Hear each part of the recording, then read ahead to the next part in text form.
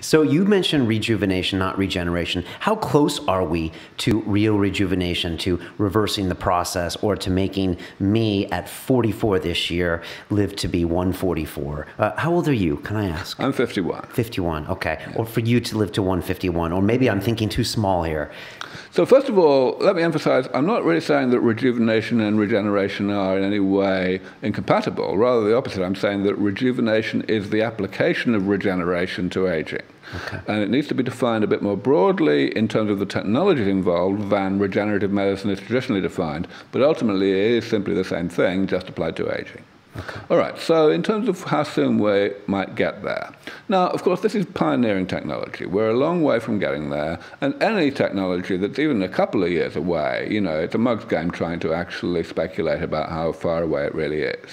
And so most of my colleagues will say, well, we just shouldn't be doing this speculation. We shouldn't be getting people's hopes up.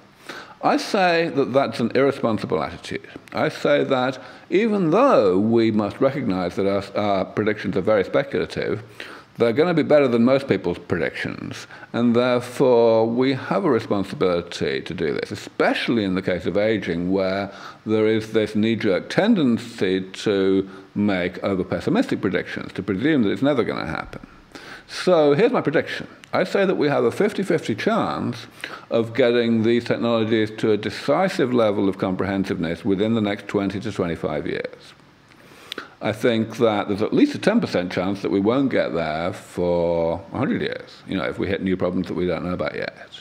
And also, I have to absolutely emphasize that the only way we'll get there within 20 or 25 years is if the next 5 or 10 years lead to progress in the laboratory that really constitutes good proof of concept. And that will only happen if the funding situation for this work substantially improves. Right. At the moment, it's ridiculously underfunded. Let me ask you about that. Bill Gates has put his fortune and his life work into curing these ailments around the world. I just heard an interview with him, and he's talking about, you know, malaria and all of these issues that, okay, I get it, they're important. But when I listen to you knock off these figures and these numbers, part of me says, why isn't Bill thinking about aging? And I want to talk about this interesting factor is that the older you get, does this not slightly become more important in your life?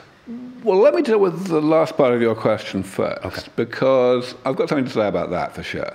I do find it extremely frustrating that people tend to get involved in any philanthropic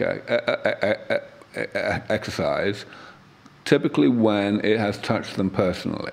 So, you know, Sergey Brin putting huge amounts of money into Parkinson's research only once he discovered that he carries some genetic mutation that predisposes him to getting Parkinson's a bit earlier than the average person.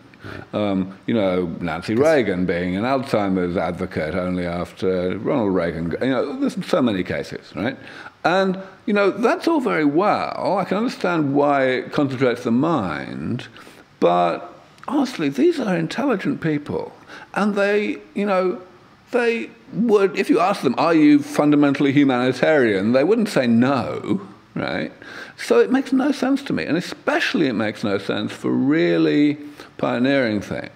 Because if you look at the actual mathematics of it, it makes, like, I mean, I think that we've got a 50% chance of getting to these therapies working within 20 to 25 years. Now, I think that I myself am making a difference to that number. I certainly do.